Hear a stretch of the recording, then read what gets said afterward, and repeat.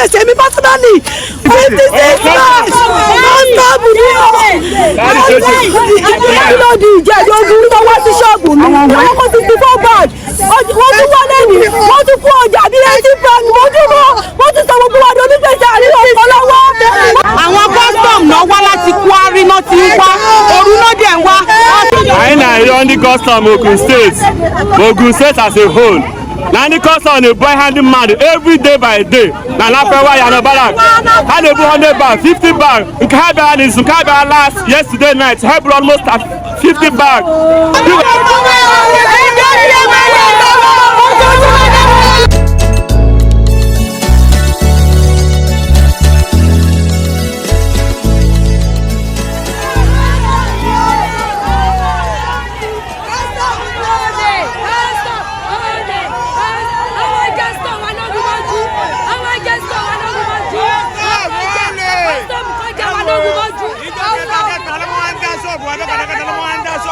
Custom ó wá jásítọ̀ wa lógun mọ́jú wọ́n ti kọ́kọ́ wá lẹ́ẹ̀mẹ́ta ọjọ́ kẹẹ̀ẹ́dógún ló ń jásítọ̀ wa.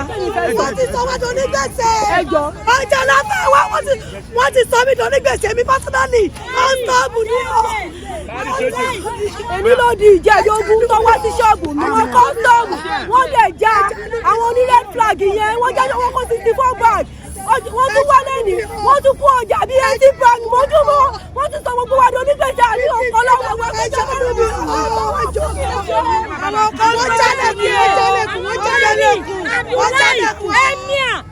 ẹ̀mí àwọn kámọ̀ ìwé ìjọba wa every week ló máa ń wá ìgbà míì ìjọ mẹ́ta wọ́n bá wá láago méjì wọ́n wá láago kòrò everybody ti lọ gbogbo báńkì tá a yá pátápátá náà ti gbà tán a ti jẹ gbèsè wọn custom náà wá láti Kwari náà ti ń wá òru náà dẹ̀ ń wá ọ̀sán náà wọ́n ń kó ọjà wa lọ́sàn-án náà. tábà tún kó ọjà sínú márúwá bá a kó lọ síbi ìkúkọ̀ wọ́n tún pàdé wọn wọ́n tún pàdé wọn àwọn kọ́sọ̀mù àwọn bárì àwọn kọ́sọ̀mù Kwari.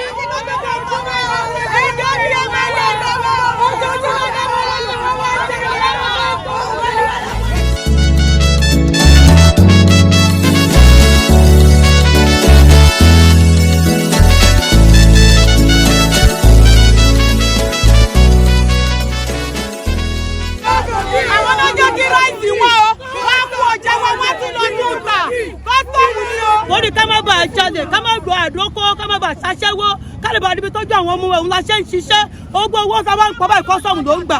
ẹ bá wa bá kọ́sítọ́ọ̀mù sọ̀rọ̀ bó ṣe fi gbójì jálẹ̀ fún Ìbàdàn kó fi láfẹ́ lọ́wọ́ láfẹ́ wọ́n lẹ̀ fún wa o ojoojúmọ́ ọ̀sẹ̀ méjì náà sọ́dà wọ́n sọ́dọ̀ oúnjẹ àwọn kan jẹ́ ní ìbàjẹ́ àlọ́ Kútọ́nù àlọ́ Lára àkó ìṣọ́ọ̀bù wa àwọn náà gbá búkì wọlé àwọn náà tún wá ń kó wọ́n kó 400 500 kí ló ń wò tó fi wọlé ẹ̀ẹ́dìdí ẹgbà wa Abdullahi ló wá sọ̀rọ̀ ẹ̀ní jẹ́jẹ́ ló wá sọ̀sẹ̀ méjì tó lọ wọ́n tẹ́tì láti pa wá wọ́n dẹ̀ ń débẹ̀ lóru òru dẹ̀ náà wọ́n dé dí aago kan òru náà wá. ìtọ́wọ́ gbẹ̀yìn ìbọn wọn jẹjẹ bá wọn méjì tí wọ́n kú lẹ́sẹ̀kẹsẹ̀ jẹ́jẹ́ ló yìnbọn ìjọba ìpínlẹ̀ Ògùn ẹ ṣàánú wa. Abdullahi ló wá kọjá mi o 54 bags ọjà tó kọjá 10 million naira Abdullahi ṣàánú mi o gbèsè ni o ṣàánú mi tó bá fẹ́ fojú sunkún ọmọ Abdullahi bárí ẹ ṣàánú wa o jẹ́jẹ́ ayé yìí máa bàjẹ́ ni o. tún wọn dẹ̀ tún náà jí magana wọn dẹ̀ múna fada duka custom wọn dẹ̀ tún náà nga cikin Kwari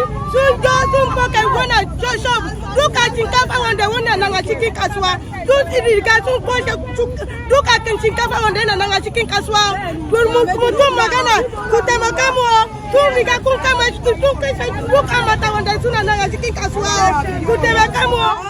lọ́sọ̀nà wọ́n gbé wá ní báàgì kan báàgì méjì tá à ń rà á ni tábà tí wọ́n kó sínú márúwá bóyá ká wá sí Kútọ̀ yìí jẹ́jẹ́ ní Kwari àti Bárì wọ́n tún padà wà nínú gádà nílẹ̀fẹ̀ wọ́n tún gbà lọ́wọ́ wọn ìgbà tá àti wá gbẹ́rù jáde mọ́ iṣẹ́ lọ́dẹ̀ wá wá lóru èmi gẹ́gẹ́ bí ẹnìkan láàárọ̀ ìwọ́n ọ̀dà 30 báàgì náà kó ṣọ́ọ̀bù mi ó ti sàbídọ́ ní ó ti gbaṣọ lára mi ẹjọ́ ìgbà wọ́n o àlẹ́ jalè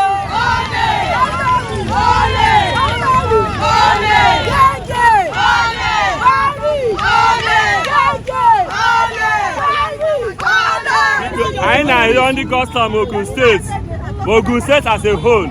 Now the custom dey boy handing man every day by day. Now Lapewa yana barak. How they put 100 bag, 50 bag. Nkaiba last yesterday night. Help almost 50 bag. Because camera here bere. Hey me go ni man sa busin na yo sa yego.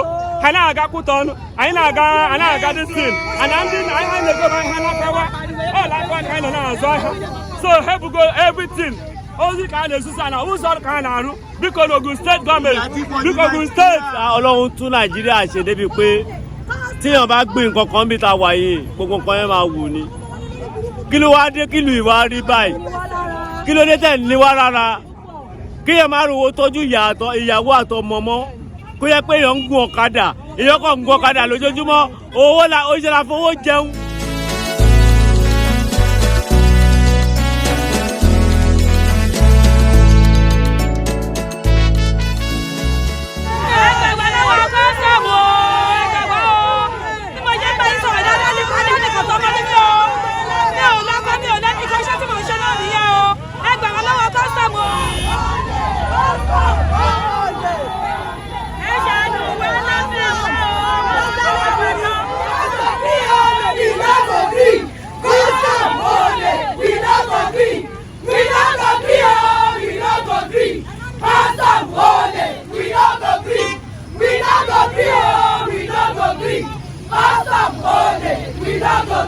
Ìjọba Ogun State Egba lọ́wọ́ custom o ẹjọ́ mánìkan wá kọjá wa láfẹ́ wa èmi gẹ́gẹ́ bí ẹnìkan ọ̀nà ni mò ń lọ tẹ́lẹ̀ custom ló dá mi jókòó mi ò lè rówó rajà mọ́ ṣé kí n ṣàṣẹ́wó kí n tó bọ̀ mọ́ ni Egba wa láàárọ̀ yìí 50 bag náà tún wá kó o ẹjọ́ wa Egba lọ́wọ́ àwọn custom o wọ́n ti sọ wá dẹ́dùn án nílẹ̀ àrò owó tọ́jú ọmọ.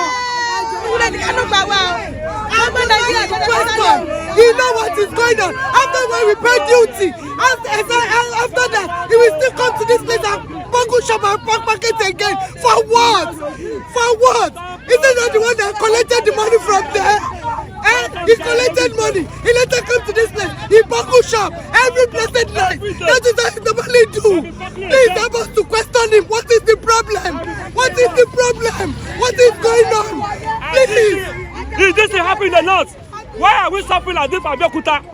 Our goods have entered our shop, they are buckling it in the midnight, 100 bags, 50 bags. What have we done in Ogun State? Ó ti tó dá àlè jalè, àlè ṣaṣọ́wó, wọ́n kọ́ wa ní láìsí, nínú afẹ́rẹ́ wọ́, lójú rí, Egba wọ́ dìde, ẹ̀yà bí ọmọ dìde, ojú ọmọ ọmọdé là ń tà, ojú ọmọdé là ń tà Egba wọ́. Egba wọ́ o, adẹ́nìkan lọ́mọ ló pọ̀ nù wá o, àwọn là ń gbé wà ọmọ wa. Customer thieves, they were thieves. Let them come in the daytime to come and bungle our shop. Go Kuto, they go collect for you. They collect 200,000 from our last 3 weeks.